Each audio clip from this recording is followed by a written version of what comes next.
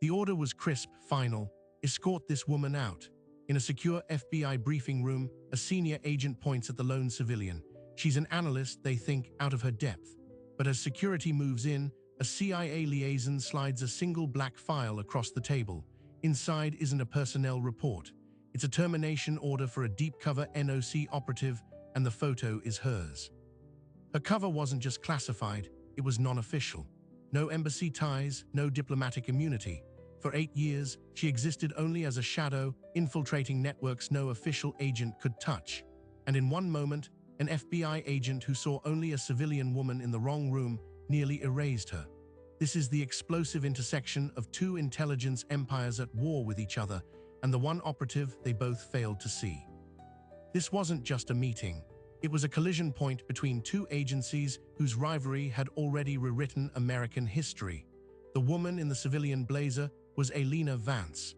To the FBI agents in the room, she was a data analyst from the Office of the Director of National Intelligence, a liaison who'd overstepped. To the lone CIA officer present, she was Asset Marbled, a non-official cover operative who'd spent the last 96 months building a legend as a Swiss financial consultant to penetrate a global proliferation network. The FBI's case, codenamed Iron Fence, was a domestic counterintelligence sweep. They were tracking suspicious financial transfers they believed were funding a sleeper cell. The CIA's operation, Silent Tide, was global, targeting the architects of that network overseas. Their paths were never supposed to cross, but a single intercepted wire transfer, a string of numbers pulled by an FBI forensic accountant, had just lit up both investigations. The FBI saw a threat on US soil. The CIA saw the exposure of their most valuable asset. Senior Agent Robert McCullough, a 25-year bureau veteran with a wall of convictions, had called the interagency briefing. His theory was solid by FBI standards. Follow the money, find the terrorists. He built the timeline, mapped the nodes. And this ODNI analyst, Vance, had just pointed out a critical flaw in his financial model, suggesting the money was moving the opposite direction, out of the country, not into it. To McCullough, it was obstruction. A bureaucrat protecting some other agency's turf. His order to remove her was the assertion of FBI primacy on American soil. A power play rooted in a century of conflict. Because the FBI and CIA weren't just different agencies. They were different species, engineered for mutual suspicion.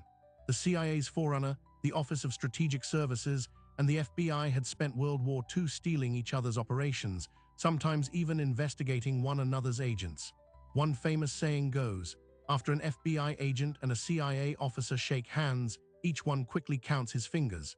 This dysfunction wasn't a bug, it was a feature.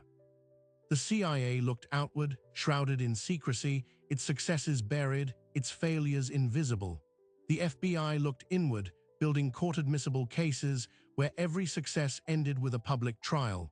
They spoke different languages. They guarded different secrets. And into this wired-for-conflict system walked Elena Vance. Her file, what little of it existed, showed a master's in economics from Georgetown. Her legend was airtight. Anja Weber, a consultant for a private Zurich bank specializing in emerging markets. She had apartments in Berlin and Singapore. She attended the right conferences. Her cover was so deep, her identity so carefully segmented, that even most of her own CIA handlers knew her only by a cryptonym. Non-official cover meant zero protection. If a foreign counterintelligence service caught her, she wasn't a diplomat to be exchanged. She was a spy facing execution. Her safety depended on absolute compartmentalization. And now, an FBI money trail had led right to her doorstep. McCullough's team had found the anomaly. A shell company, Varosha Holdings, making routine payments to a Berlin-based consultancy. The consultancy was Anja Weber's. To the FBI, this was a key node, a cleaner for terrorist funds. They wanted to flip her, turn her into an informant, subpoena her records. They had no idea the consultancy itself was a CIA front, and Anja Weber was the one gathering the intelligence they were desperately seeking. When the FBI formally requested her presence through ODNI channels as a subject matter expert, it triggered a 5-alarm fire at Langley. The CIA had two choices: blow her cover completely to stop the FBI, or send her in and hope she could derail their investigation without exposing herself. She walked into the J. Edgar Hoover building that morning knowing she was stepping into a trap she couldn't fully see. Her mandate from her CIA directorate was simple: preserve the asset, herself, at all costs, while safeguarding Silent Tide. She was to provide just enough generic analysis to appear helpful, but steer the FBI away from Varosha Holdings, away from her legend. But McCullough was a bloodhound. He sensed hesitation. He saw her subtle redirects not as caution, but as evasion. For the first 40 minutes of the briefing, it was a masterclass in high-stakes misdirection. Vance spoke in broad terms about financial patterns using real but unrelated data. McCullough pressed for specifics. Who controls Varosha? He demanded. Vance suggested it could be a cutout, meaningless. Her every nerve was screaming that the FBI was about to launch a surveillance package on her own cover identity. Then came the fateful moment. McCullough projected a blurred image from a street camera in Berlin outside the consultancy's office. We believe this is Anja Weber, the principal. We need to identify her. The photo was of her, a grainy side-profile shot from 6 months prior. In that frozen second, the entire room shifted. Vance's composure, her ice-cold calm, didn't flicker, but her mind raced through contingencies. Denial was useless. Confirmation was catastrophic. She offered a non-answer. The resolution is too poor for a positive ID. It could be anyone. That's when McCullough made his decision. He didn't just see a reluctant analyst anymore. He saw a possible mole, someone actively protecting the very network he was hunting. In his world, that meant one thing: removal and isolation. Escort this woman out. The words hung in the sterile air. 2 junior agents moved from the wall. This was the breach point. The CIA's worst-case scenario was unfolding in real time. An FBI security detail was about to take a deep-cover NOC into custody. Once in the FBI system, her fingerprints, her photo, her biometrics would be logged. Her cover, costing millions and years to build, would be vaporized in a bureaucratic database accessible to thousands. And with it, the entire Silent Tide operation would collapse, along with the network of agents she'd cultivated. All eyes turned to the CIA liaison, a man named Eli Sobel who had sat silently in the corner for the entire meeting. He was Langley's answer to the FBI, a career operations officer who knew the Bureau's playbook. He had one tool left, one piece of paper that represented the nuclear option. As the agents reached Vance's chair, Sobel didn't speak. He simply opened his briefcase, withdrew a single black folder sealed with red tape, and slid it across the polished table. It stopped directly in front of McCullough. The room froze. The folder was marked with a code that every senior agent recognized: ORCON, Originator CON Troll. It meant the intelligence inside could not be shared, copied, or acted upon without the CIA's direct permission. It was a legal wall. McCullough stared at the folder, then at Sobel, his earlier certainty cracking. This wasn't a procedural objection. This was a declaration of war between the agencies. With everyone watching, he broke the seal. The first page was a termination memo for a deep-cover operative, authorized at the highest level. The second page was a photograph, not grainy surveillance, but a clear, front-facing CIA file photo. It was Elena Vance. The designation beside her name wasn't analyst. It was NOC Category 1. The attached bio was a redacted nightmare of black bars, but the operational highlights that were visible mentioned locations: Donbass, Tehran, Caracas, and achievements that spoke of a career not in finance, but in the darkest corners of human intelligence. McCullough's face drained of color. He wasn't looking at a bureaucratic obstacle anymore. He was looking at a ghost, an entity whose existence was a state secret, and he had just ordered her arrested. The junior agents, hands still hovering near Vance's chair, looked to him for direction that wouldn't come. In that deafening silence, Eli Sobel finally spoke, his voice low but carving through the room. Senior agent, you are now briefed on Operation Silent Tide. The asset you are attempting to detain is the operation. Any further action by your office will constitute a compromise of a classified human intelligence program. The legal repercussions would be substantial. But the damage was already done. The question was no longer about a money trail. It was about survival. Vance's cover was blown not by a foreign spy, but by her own country's bureaucracy. And in that moment, Robert McCullough faced an impossible choice: back down and potentially let a real threat slip, or double down, and ignite an interagency scandal that would reach the White House. He looked from the damning file to the impassive woman in the blazer, who met his gaze not with pleading, but with a chilling, analytical calm. She was calculating his next move before he even knew it himself. And outside that sealed room, the clock was ticking on her entire network. Because in Berlin, a man known only as the Architect was waiting for a message from his Swiss financier, Anja Weber, a message that was now 12 hours overdue. For 8 years, Elena Vance's life depended on a single rule: never be the focus of American law enforcement. That firewall had just evaporated. In the silent briefing room, Senior Agent Robert McCullough's career was performing a swift, brutal calculation in his head. The black folder didn't just identify Vance.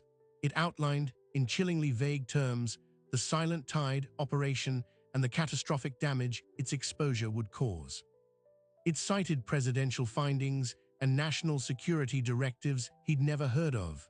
The message was clear: back off, or be held personally responsible for the collapse of a top-tier intelligence program.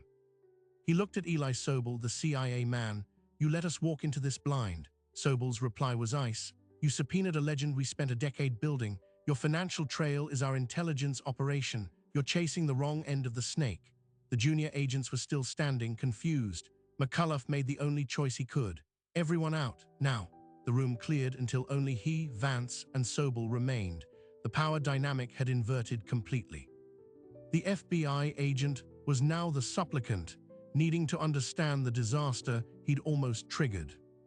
Elena Vance finally spoke, her voice different now, less analyst, more field operator. "The money from Varosha Holdings wasn't funding a sleeper cell, Agent McCullough. It was paying for information. My information: I am Anja Weber. The consultancy is a CIA listening post. The Architect, the man you think is a financier for terrorists, is a procurement officer for a state-level weapons program. He believes he is bribing a greedy Swiss banker for sensitive market data that predicts embargo enforcement. In return, he reveals shipping routes, supplier names, and safe passage corridors for components. My last transmission to him was a warning that his primary shipping lane was about to be monitored.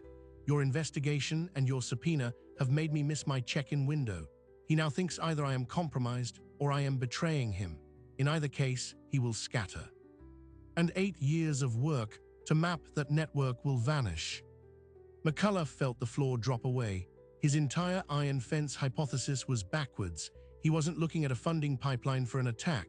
He was looking at the CIA's pipeline into the attack's supply chain. By trying to sever it, he would have blinded the government to the threat's very movement. The weight of his mistake was physical, but his training kicked in. What's the immediate threat right now? Vance and Sobel exchanged a look. Sobel nodded. Vance continued. "The Architect is cautious. He has a 48-hour protocol. A missed check-in is a warning. He will begin dismantling his logistics cells. He will also activate a secondary channel, a more dangerous, deniable cutout we have not fully identified. Our intelligence suggests this cutout has independent strike capability. If the Architect feels hunted, he may order a demonstrative attack to create chaos and cover his escape. An attack on a soft target associated with the West, possibly in a third country, to send a message." McCullough's mind raced to the briefing he'd given his superiors just that morning, promising imminent breakthroughs. He had to contain this, and fast.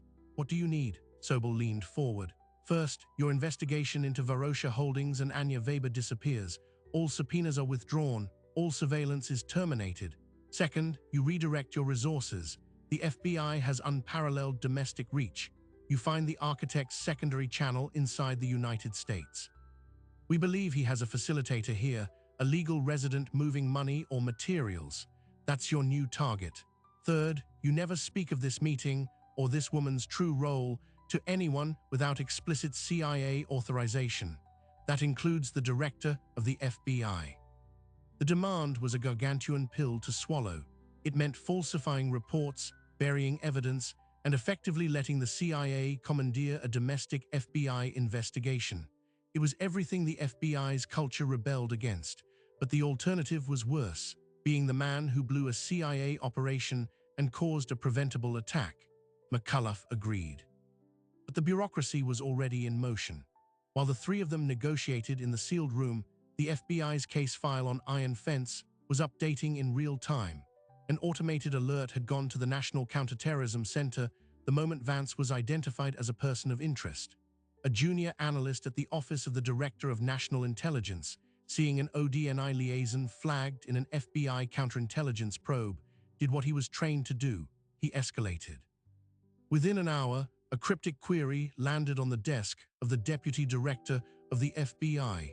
Why is an ODNI asset being detained in connection with Iron Fence? The Deputy Director called McCullough's direct line. The phone buzzed in the silent room. McCullough looked at the caller ID and his blood went cold. He answered, stepping away. "Sir," the voice on the other end was calm, which was never a good sign. "Bob, I'm looking at an alert that says you're holding an intelligence community employee. Explain." McCullough's eyes locked with Sobel's. He was now in the impossible position of lying to his own deputy director. "It's a misunderstanding, sir. A coordination issue with CIA. It's being resolved." There was a long pause. "CIA, this is a domestic finance case. Get up to my office in 30 minutes and bring the CIA point of contact." The call ended. The fragile truce was already cracking under institutional weight. Sobel stood. "If you bring me upstairs, this becomes an interagency war committee. Every detail of Silent Tide will be dissected by 20 lawyers. The operational security will be gone." Vance saw the only path forward. "Then don't bring him, bring me, as the asset. Let me explain the stakes directly to your deputy director. He needs to see what he's risking." It was an insane proposal. Exposing a deep cover NOC to even more high-ranking officials multiplied the risk of exposure exponentially, but it was the only way to convey the urgency without the filter of bureaucratic suspicion. Sobel, against every instinct, agreed. 10 minutes later, McCullough, Vance, and Sobel were in a secure elevator heading to the executive floor. Vance was no longer playing the analyst. She was a weapon being presented to command. The meeting in the Deputy Director's wood-paneled office was tense. Deputy Director Charles Riggs was a former prosecutor, a man who believed in the FBI's mission as the shield of the homeland. He listened, stone-faced, as McCullough laid out the catastrophic misunderstanding. When he finished, Riggs turned to Vance. "And you are?" She didn't blink. "I am a non-official cover operative for the Central Intelligence Agency. My cryptonym is Marbled. My legend is Anya Weber. For the past 96 months, I have been embedded within a procurement network for weapons of mass destruction components. The FBI's investigation has targeted my cover identity. If it continues, the network will vanish, and we will lose all visibility on the movement of radiological materials, chemical precursors, and ballistic missile guidance systems. The immediate risk is the activation of a retaliatory strike by a facilitator already on US soil. You have a choice, sir. You can have a court case, or you can have prevention. You cannot have both." Riggs was silent for a full minute. He then picked up a secure phone. "Get me the director of the CIA now." The call was patched through. The voice of CIA Director Martin Shaw came on the speaker. He confirmed every word. He vouched for Vance. He outlined the apocalyptic scenario of Silent Tide's collapse. When he finished, Riggs asked one question. "And the facilitator on our soil, the cutout with strike capability, do you have a name?" Director Shaw's answer changed everything. "We have fragments. The alias is Kestrel. We believe they are a naturalized US citizen, possibly with a clean record. Their communications with the architect are via a dead drop system using encrypted messages placed in online classified ads. The last fragment we intercepted, 72 hours ago, mentioned package delivery and clearing the warehouse. The location code matched a geographic sector covering parts of Maryland and Virginia. FBI's world was built on names and addresses. This was something they could hunt." Riggs made his decision. He stood. "Iron Fence is hereby retasked. All resources are to pivot to identifying Kestrel. McCullough, you will lead a joint task force with CIA representation. Miss Vance's cover is to be protected at all costs. That means she disappears from our systems 5 minutes ago. Any record of her detention, her photo, her fingerprints is to be purged. Is that understood?" It was an unprecedented order. It meant breaking protocol, but it was the only way.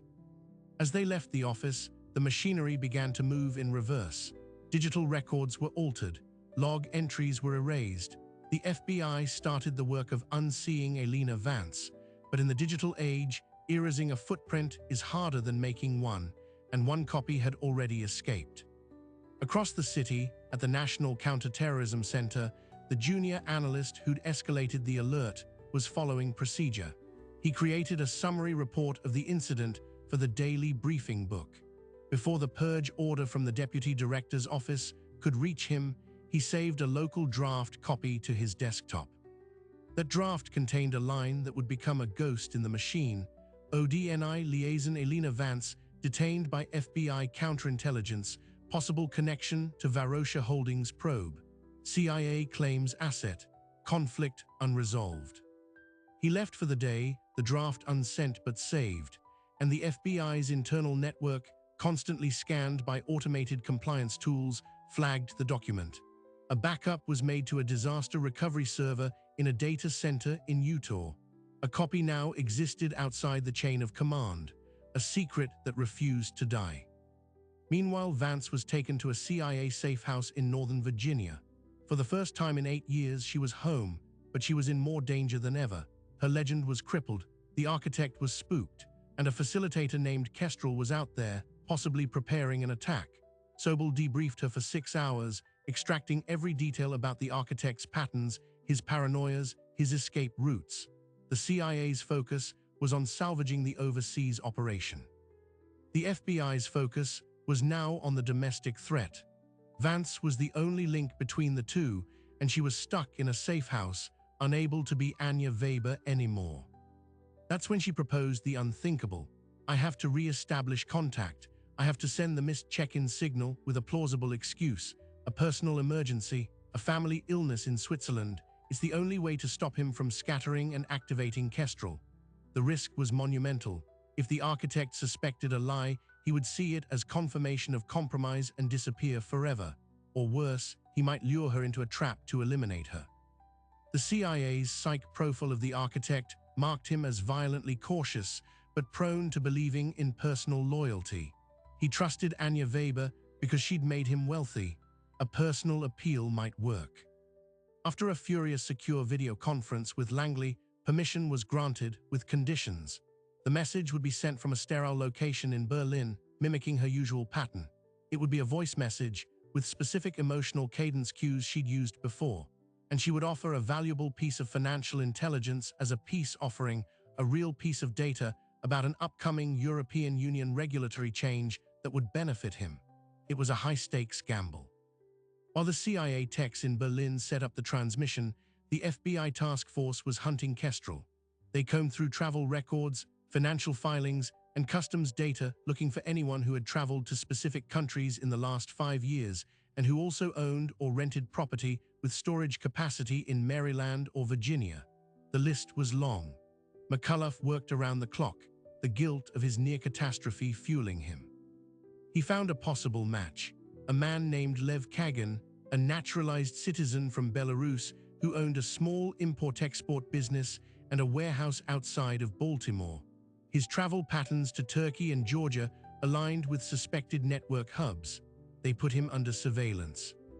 Back in the safe house, Vance prepared to record the message that would decide everything. She sat in a soundproofed room, a script in front of her, but the real work was in her performance. She had to be Anya Weber, stressed, apologetic, slightly vulnerable. Her mind cycled through 8 years of countless interactions, the subtle dance of building trust with a man who traded in death. She took a breath, channeled the persona that had been her skin for so long, and began to speak in fluent, Swiss-accented German. "Forgive the silence, my friend. A crisis with my mother. The doctors in Bern, it was sudden. I am only now returning to my desk. I have missed our conversation, and I have news. The Brussels directive we discussed. The vote is next week, and it will fail. The window for acquisition will remain open for at least another 18 months. I have the committee breakdown for you, a gift for my absence." The message was transmitted. Now they waited. The protocol was a 24-hour window for a response. An acknowledgement signal would be a classified ad posted to a specific European website with a predefined sequence of numbers. No signal meant he was gone. In the Baltimore warehouse, surveillance teams watched Lev Kagan. He did nothing suspicious. He went about his business. He was a ghost. 20 hours passed. No signal. The tension in the safe house and at Langley was a physical thing. Vance stared at a laptop, refreshing the webpage where the signal should appear. Her entire career, her life's work, was ticking down in the silence. Then, with 2 hours left in the window, it appeared. A string of numbers in an ad for a used bicycle. The correct sequence. The architect had bought the story. He was still in play. But the relief was short-lived. Seconds after the signal was confirmed, an alert flashed on Eli Sobel's secure terminal. It was from the FBI task force. Lev Kagan, their prime suspect for Kestrel, had just received a massive encrypted data burst via a satellite phone with Russian firmware. The text couldn't decrypt the content, but they could measure the volume. It was a blueprint or a set of orders. McCullough's voice came over the secure line, tight with urgency. Kagan just moved. He's not running, he's activating. He's driving from Baltimore toward DC right now, and we just traced a second payment from a Varosha Holdings subsidiary to a shell company that leases a private storage unit in Alexandria. A unit rented under false name 6 months ago. We're moving on it, but we need to know what we're walking into. Vance, what would the architect send his facilitator to retrieve or deploy? Vance's mind, trained in the logistics of terror, ran through the possibilities. It could be payment for a completed job, it could be final instructions for an attack, or it could be a weapon itself, something deniable, compact, high effect. Sobel made the call. McCullough, you breached that storage unit. We need eyes inside immediately. We'll conference Vance in. The FBI SWAT team converged on the storage facility in Alexandria. Using a master key from the manager, they approached the unit. Cameras on their helmets streamed the feed back to the task force command center and to the screen in front of Vance. The roller door was forced open. The lights flicked on. The unit was not empty. It contained rows of metal shelves, stacked with innocuous boxes labeled as household goods. But in the center of the floor sat a single heavy-duty plastic crate. The team leader approached, carefully pried it open. Inside, packed in foam, were 6 cylindrical devices, each about the size of a thermos, with simple digital timers and what appeared to be conventional explosive charges packed around a central core. But the core material was shielded by a dull, lead-gray casing. A radiation symbol was stenciled on the side of the crate in faded paint. Vance's breath caught. Dirty bombs, radiological dispersal devices, the core it could be, strontium-90, industrial or medical sources. The facilitator wasn't just a financier, he was a bomb maker. The package delivery wasn't money, it was these. The architect wasn't just scattering, he was ordering a signature attack. Kagan was on his way to either retrieve them or to arm them. McCullough's voice was grim over the comms. We have the devices, but Kagan is still heading south. He's not coming here, he's going somewhere else. Vance's thoughts raced. If the primary weapons cache was discovered, the plan would change. The architect would have a backup, a different method, a different target. Kagan was now a guided missile with no known payload, and he was minutes from entering the heart of the capital. We have to take him off the board, now, McCullough said, but taking him meant arresting him, interrogating him, and if he was a hardened operative, he might never talk. They would lose the thread to the architect forever. Vance saw the brutal calculus. You can't just arrest him, you have to turn him, and to do that, you need leverage he understands. She looked at Sobel, then at the secure phone. I have to give the architect a reason to call Kagan off. A reason bigger than his orders. She had an idea. It was desperate, and it would burn the last of her credibility with the architect, ending Silent Tide for good. But it might stop an attack on American soil. She asked for a secure line to the transmission team in Berlin. Send a second message. Emergency priority. Tell him his channel is utterly, completely compromised. Tell him the American FBI has his facilitator, his devices, and his money trail. Tell him his only chance is to freeze everything and go to ground. And tell him Anya Weber is burning her own identity to warn him out of loyalty, and then she disappears. Send it. Now. It was the final play, a blaze of glory to cover a retreat. If the architect believed his entire operation was blown, he would prioritize his own survival over a symbolic strike. He would send an abort code to Kagan. The message went out. They watched Kagan's vehicle on the satellite track. He was crossing into the District of Columbia. And then his car slowed. He pulled over to the side of the road. He didn't reach for a phone. He opened the glove compartment. On the satellite feed, the FBI watchers saw Lev Kagan retrieve a small, rugged-looking device, a field burner, a handheld unit that could wipe a satellite phone's memory and render it inert in seconds.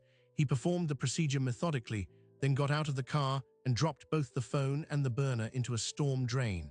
He got back in and drove away, calmly continuing into the city. The abort signal had been received and understood. He was sterilizing his link. In the command center, a collective breath was held. McCullough's voice was a whisper over the comms. He's complying, he's standing down.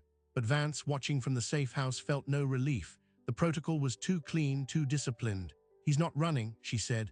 If he was truly aborting and fleeing, he'd be heading to an airport, a safe house, not deeper into DC. This is tradecraft. He's following a contingency plan.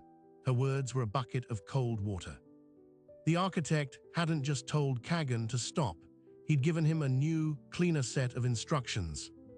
They had to make a decision: grab Kagan now and risk losing any chance at the architect, or follow him and hope he led them to a bigger piece of the puzzle. Deputy Director Riggs, monitoring everything, gave the order: follow, do not intercept. I want to know where he goes, who he sees. He is our only thread.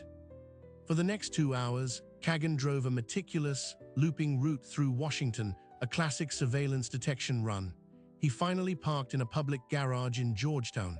He entered a crowded cafe, ordered a coffee, and sat at a table. He took out a newspaper. He did nothing. He was waiting. McCullough's team had eyes on every exit. They watched as a woman in a business suit entered, bought a tea, and sat at the adjacent table. They didn't look at each other. They didn't exchange a word. After 10 minutes, the woman left, accidentally leaving her newspaper behind. Kagan waited another 5 minutes, then picked up her paper as he left. In the folded pages was a single keycard for a hotel room. It was a classic brush pass. The woman was a courier, likely unaware of what she was delivering. Kagan now had a location.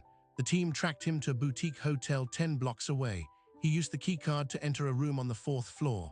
Technical teams moved in, planting audio and video bugs in the adjacent room and in the hallway. They waited for him to make a call, to use a laptop, to reveal something. Instead, Kagan did something astonishing. He sat on the bed, turned on the television to a news channel, and went to sleep. For 6 hours, the surveillance teams were baffled. Was he waiting for a contact, a signal? Vance, reviewing the footage, noticed something. He's not sleeping. Look at his breathing pattern. It's controlled. He's in a meditative state. He's conserving energy. He's a soldier waiting for a go time. The order to stand down had not made him a non-threat. It had made him a sleeper, awaiting activation. The question was, activation for what and when? The FBI began a frantic background pull on the hotel. Who owned it? Who had booked the room? The trail led to another shell company, one with tenuous links to a defense contractor. The plot was thickening, and it was pointing inward, toward the American security apparatus itself. Meanwhile, in Berlin, the CIA team monitoring the architect saw frantic activity.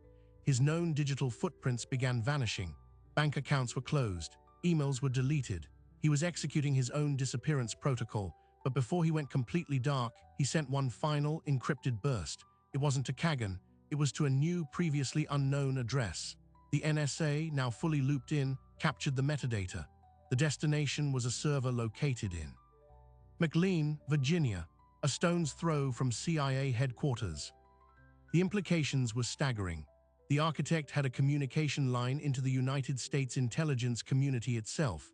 Was it a mole, a compromised system, or was it a false flag meant to sow paranoia? The NSA worked to trace the server. It was registered to a defunct data analytics firm, a ghost, but the timing was precise. It was sent minutes after Kagan entered the hotel, a beacon or a trigger. Back in the safe house, Eli Sobel received a secure call from Langley. His face grew ashen. He turned to Vance. The director just informed the White House. The president's national security advisor wants a full briefing, with you present, in 90 minutes. They're sending a helicopter. Vance's operational life was over. She was being pulled from the field for a political debrief. Her value now was as a witness, not a weapon. She had one request. I want to see the feed from Kagan's room until I leave. On the screen, Kagan finally stirred. He got up, went to the window, and peered through the blinds at the Washington Monument in the distance. He then did something meticulous. He unpacked a small kit from his luggage and began altering his appearance. He dyed his hair, applied subtle prosthetic pieces to his nose and chin, and changed into a different set of clothes, a delivery driver's uniform. He was preparing to become someone else. He wasn't waiting for orders anymore. He was preparing to execute them. Vance's mind, honed by years of inhabiting a legend, pieced it together. The abort message didn't stop the operation. It changed the operation. The dirty bombs were the loud, messy option, the one we were meant to find. This is the quiet option. A single operative with a new identity already in place near a high-value target. The hotel isn't a safe house. It's a staging ground. The keycard wasn't just for the room. What hotel has keycard access to? Sobel called the tech team, checked the hotel's keycard system. What other areas does that keycard type access? The answer came back 2 minutes later. It's a master key level. It accesses all guest floors, the business center, and the service elevators that go to the rooftop mechanical room. The rooftop. A perfect vantage point. For what? Helicopter arrived to take Vance to the White House. As she was escorted out, she gave Sobel and McCullough one final assessment. He's not a bomber, he's a sniper or a spotter. The target isn't a population center, it's a person, someone who will be visible from that rooftop or whose motorcade will pass within line of sight. You need to cross-reference that hotel's sightlines with the movements of every protected person in DC for the next 24 hours, and you need to do it now. As Vance's helicopter lifted off, the FBI and CIA began the mammoth task. They mapped every possible line of sight from the hotel roof. They fed in the schedules of the president, the vice president, cabinet members, foreign dignitaries in town. The computer spat out a terrifying correlation. At 11 a.m. the next morning, the motorcade for the Secretary of Defense was scheduled to travel along Constitution Avenue. For a 90-second window, the Secretary's armored limousine would be in a clear, unobstructed line of sight from the hotel's rooftop mechanical room. Kagan wasn't building a dirty bomb. He was preparing a high-value assassination with a likely radioactive or chemically tipped projectile. An attack that would decapitate the national security leadership and demonstrate terrifying capability, all with a single, deniable shot. The quiet option. But a new problem emerged. The hotel was now surrounded by surveillance, but they couldn't move in. If they arrested Kagan on the rooftop before he'd assembled his weapon, they had no concrete crime. He was a man with a keycard and a disguise. The case would be circumstantial. The architect would vanish forever. They needed him to take possession of the weapon. They needed to catch him in the act. This meant allowing him to proceed to the brink of assassination. It was an unimaginable risk. The security detail for the Secretary of Defense had to be briefed, without causing panic or altering the schedule in a way Kagan would detect. A covert protective measure had to be devised. The Secretary's limousine was already hardened against small arms fire and explosives, but a specialized radiological or chemical penetrator was an unknown. While the protective plans were drawn, the hunt began for the weapon itself. It hadn't been in the storage unit. It hadn't been on Kagan. It had to be delivered. They reviewed all traffic cameras around the hotel for the past 48 hours. They looked for deliveries for service vehicles. They found one. A van from an HVAC repair company had accessed the hotel's loading dock the day before. The company was real, but the work order was fake. The driver was a ghost. The van was found abandoned in a mall parking lot in Maryland. It was clean, but a forensic scan revealed trace signatures of a high-density metallic alloy and minute radioactive particles consistent with a shielded industrial source. The weapon had been here, and now it was inside the hotel, likely smuggled in via a service cart and hidden somewhere Kagan could access. They had to find it before he did. FBI agents, posing as hotel staff, began a covert sweep of every service closet, every mechanical room, every inch of the rooftop. They used portable radiation detectors. They found nothing. The weapon was too well shielded, or it was somewhere they hadn't thought to look. Time was running out. It was now 3 a.m.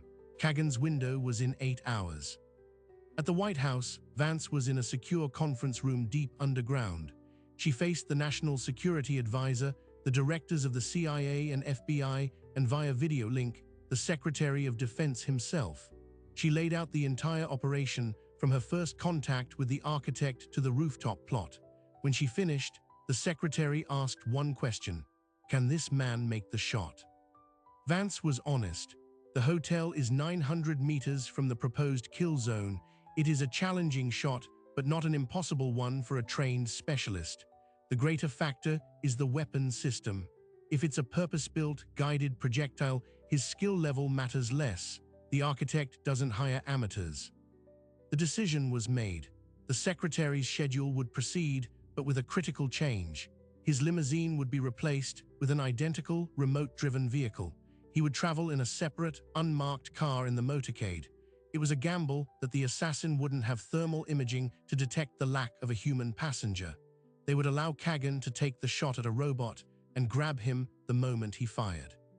But they still needed to find the weapon. And then, at 4:15 a.m., they got a break. Kagan, perhaps growing restless, left his room. He didn't go to the roof. He went to the hotel's indoor swimming pool, which was closed for the night. He used his keycard to enter. Surveillance followed him in via ceiling cameras. He walked to the far end of the pool to a decorative artificial rock wall that housed the filtration system controls. He reached behind a specific panel and pulled out a long, cylindrical waterproof case. He had the weapon. He didn't open it. He simply carried it back to his room. The teams now knew what to look for. The technical analysis of the pool room layout revealed the perfect hiding spot. The case had been submerged in the pool's filtration tank, its lead and alloy shielding masking any signature, the water providing additional radiation shielding. It had been sitting there for days. With the weapon in his possession, Kagan's pattern changed. He became hyper-alert. He placed sensors on his hotel room door. He set up a small, battery-powered device that swept for radio frequencies, a counter-surveillance tool. The FBI's audio bugs went silent as he activated white noise. They were blind. They only had the video feed from a pinhole camera in the smoke detector. He spent the next hour meticulously assembling the weapon. It was a disassembled, compact precision rifle with an elongated, thick barrel and an advanced digital scope. He fitted it with a magazine that held a single, large-caliber round. The projectile itself was visible for a moment. It had a sinister, weighted tip made of a dark, dense material. It was the penetrator. At 6 a.m., he repacked the weapon into the case. He changed back into his delivery uniform. He was moving to his firing position early. This was it. The teams were given a final go-no-go. The secretary's DK limousine was ready. Sniper teams were positioned on buildings overlooking the hotel roof, with orders to disable, not kill, if Kagan looked like he was going to fire at anything other than the designated vehicle. Every police and Secret Service asset in the city was on a hair trigger. Kagan took the service elevator to the roof. He emerged into the cool dawn light. He moved to the western edge, behind a large ventilation unit that gave him perfect cover and a clear line of sight down Constitution Avenue. He set up his rifle. He attached a small weather station to the roof ledge to gauge wind and humidity. He was a professional. From a command van 3 blocks away, McCullough, Sobel, and the tactical commander watched the feed. They could see the round in the chamber. They could see Kagan's eye pressed to the scope, scanning the avenue. The secretary's motorcade was forming. The DK limo was in place. It was 7:45 a.m. Then the unthinkable happened. The pinhole camera feed from the room flickered and changed. It now showed a still image of Kagan on the roof, frozen in time from minutes before they'd been hacked. Kagan had looped the feed. He had known he was being watched. He had played them. Panic erupted in the command van. They had no idea what he was doing right now. Had he spotted the ruse? Was he aiming at a different target? The rooftop sniper teams reported no movement. He was still behind the vent unit. But was he? They couldn't risk using a drone for a closer look without alerting him. McCullough made a call. We have to move now before the motorcade enters the zone. But it was too late. The motorcade was rolling, 8:55 a.m. In 5 minutes, it would be in sight. And then Eli Sobel's secure laptop chimed. It was a message from the NSA marked urgent.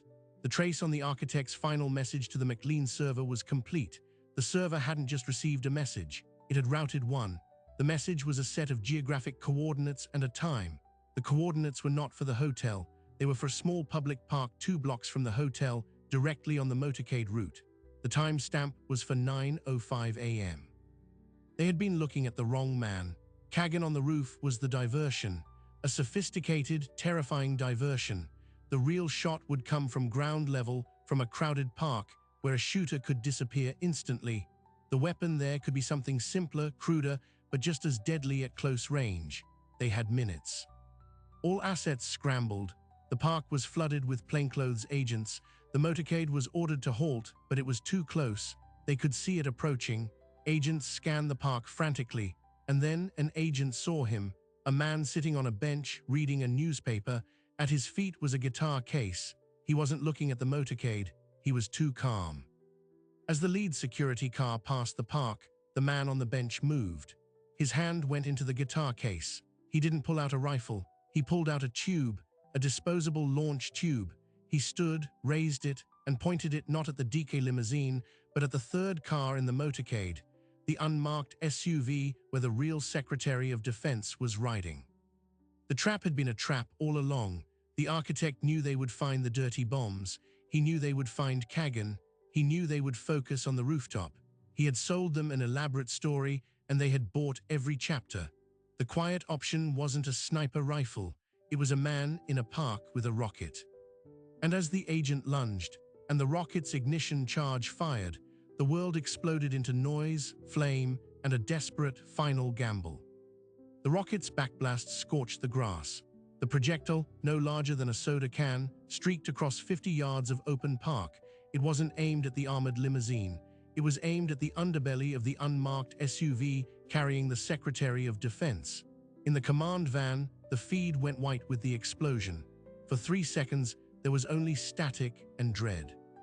Then a voice crackled over the secure channel. It was the head of the Secretary's detail. Hit on Vehicle 3. Armor held. I repeat, armor held. Secretary is secure. No penetration. The rocket had been a shaped charge designed to punch through armor, but the SUV's newer classified plating had dissipated the blast. The Secretary was shaken, but unharmed. The man in the park didn't get a second shot. He was tackled by 2 plainclothes agents. His wrists snapped as they wrestled the empty tube away. On the rooftop, the diversion evaporated. The moment the park rocket fired, Kagan broke down his rifle with practiced speed. He wasn't there to shoot, he was there to watch, to confirm the kill. When he saw the SUV remain intact, he knew the operation had failed. He moved toward the roof access door, but it was already too late. FBI tactical teams, no longer constrained by stealth, blew the door and swarmed the roof. Kagan offered no resistance. He dropped the weapon case and put his hands on his head. His face was a mask of cold resignation. Within minutes, both men were in separate, ultra-secure interrogation rooms at the FBI's highest security facility. The man from the park gave a name that checked out to a dead identity. He said nothing else. Kagan, however, was different. He asked for one thing, to speak to the person who sent the abort message, to Anya Weber. Elena Vance was still in the White House bunker when the request came through. The National Security Advisor looked at her. It's your call. He might try to trade information for clemency, or it might be a final attempt at tradecraft. Vance knew the value of a defector. Kagan was a professional, a link not just to the architect, but to the network's methods and other cells. She agreed. She was flown to the FBI facility. She entered the interrogation room not as Elena Vance, but as Anya Weber. She sat across from Lev Kagan. He studied her, this small woman in a blazer who had been a phantom in his world for years. You warned him, Kagan said in accented English. You burned yourself to warn him. Why? Vance channeled the persona one last time, because the business was becoming bad for everyone. The Americans were too close. It was time to fold the company. Kagan gave a slow, almost imperceptible nod. He believed her. He believed Anya Weber had acted out of professional preservation, not patriotism. That belief was the crack they needed. Over the next 12 hours, Kagan talked. He gave up dead drop locations, communication protocols, and the identities of 3 low-level facilitators in Europe. He confirmed the dirty bombs were a noisemaker option meant to be discovered. The real weapon had been the rocket, tipped with a concentrated chemical agent designed to bypass filtration systems. But the most critical piece he gave them was the architect's true exfiltration plan. He wasn't hiding in a safe house. He was already moving. using a private cargo flight out of Belarus scheduled for that night, carrying agricultural equipment to Venezuela, a flight that had diplomatic clearances. This intelligence was relayed to Langley and to allied services in Europe. A joint operation was mounted in real time. As the architect's convoy approached the private airfield outside Minsk, it was intercepted not by local police, but by a specialized unit from an Allied intelligence service. There was a brief, violent firefight. The architect, a man identified as Oleg Vaskov, a former Soviet weapons engineer turned broker, was killed in the exchange. His laptops and documents were seized. Operation Silent Tide was over. The network was decapitated. A weapons pipeline was closed, but the cost was immense. A deep-cover NOC was burned. An interagency conflict had nearly allowed an assassination on American soil, and the bureaucratic fallout was just beginning. In the weeks that followed, the inevitable inquiries were launched. The House and Senate Intelligence Committees demanded answers. How did an FBI investigation nearly blow a CIA operation? Why was a deep-cover operative brought into a domestic briefing?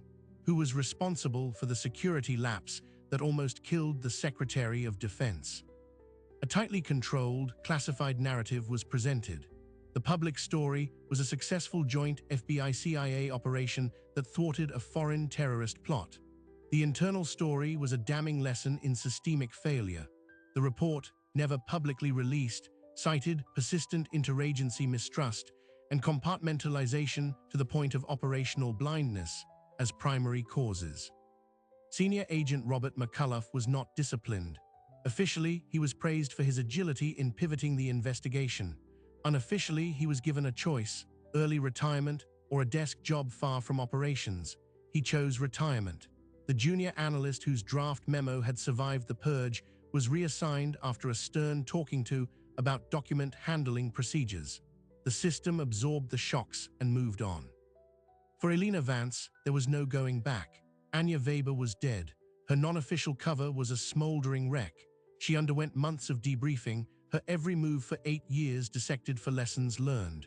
The CIA offered her a training position at the farm, their training facility, or a senior analyst role at Langley. She declined both. Instead, she did something unprecedented. With the personal backing of the CIA director and the reluctant agreement of the FBI deputy director, she proposed the creation of a permanent, embedded liaison program. Not lawyers or managers swapping memos, but operators and investigators working side by side in a dedicated fusion cell. A place where the FBI's case-building rigor met the CIA's global intelligence reach before a crisis, not in the middle of one. After much bureaucratic wrangling, the Joint Interagency Task Force for Counterproliferation was formed. Its headquarters was not at Langley or the Hoover Building, but in a nondescript office building in Northern Virginia, and Elena Vance was named its first deputy director. Her mandate was simple: prevent the next silent tide. Her staff was a mix of CIA operations officers and FBI special agents. They shared systems, they shared leads, they fought the same battles. Eli Sobel became the CIA's permanent representative to the task force. He and Vance, once forced into a desperate alliance, now worked to institutionalize it. It wasn't easy. Old rivalries and cultural differences simmered, but the memory of the near disaster in the briefing room and the rocket in the park was a powerful motivator. 1 year to the day after the incident, Vance walked into a secure briefing room. This time she was leading it. The topic was a new financial pattern, a ghost of the Varosha Holdings model emerging in Southeast Asia. An FBI agent raised a concern about moving too slowly. A CIA officer argued for letting the pattern develop. Vance listened, then made a call that synthesized both views. It was a small moment, but it was a world away from "escort this woman out." The final surprise came not from an enemy, but from the past. During the forensic analysis of the architect's captured laptops, a hidden archive was found. It contained not just operational data, but his personal assessments of his counterparts. There was a file on Anya Weber. In it, he had written in Russian, "The banker is the most dangerous of all. She is not greedy, she is curious. That makes her predictable in method, but unpredictable in loyalty. A flaw in the foundation." But beneath that, analysts found a deeper layer of encryption. When broken, it revealed something chilling. The architect had known his communications were being monitored for years. He had been feeding Anya Weber a mixture of real and false information, using her as a channel to misdirect Western intelligence. The Silent Tide network they dismantled was real, but it was a secondary network. The primary network, the one he truly valued, remained untouched, its existence still unknown. The revelation was a cold splash of water. Vance's 8-year operation, while successful in its own right, had been partially a manipulation. The victory was real, but incomplete. The war was not over, it just had a new, hidden battlefield. Vance took the report and filed it in the task force's priority queue. There was no rage, no despair, only a cold, analytical acceptance. The game was infinite. Her role had simply changed. She was no longer a player deep on the board. She was now one of the people moving the pieces, with the hardened knowledge that every piece you see might be there because your opponent wants you to see it. She left her office that night, walking past the security desk where both FBI and CIA SEALs hung side by side. It was an imperfect piece, forged in the aftermath of a disaster she had helped both cause and avert. Elena Vance, the woman who had been ordered removed, had become the bridge between two empires that had never learned to trust.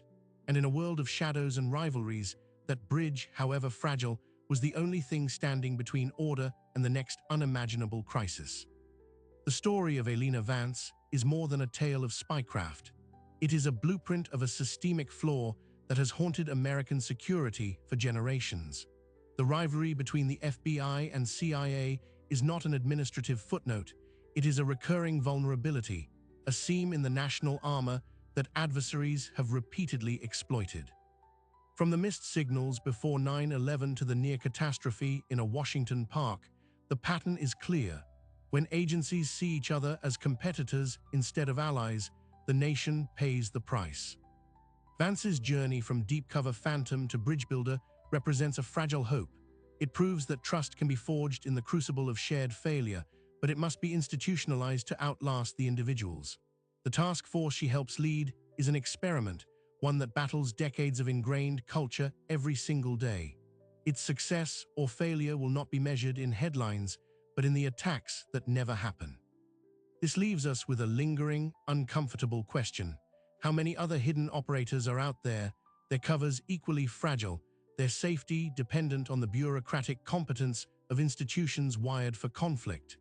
And in an age of digital footprints and interconnected threats, can these 20th century rivalries survive without costing lives?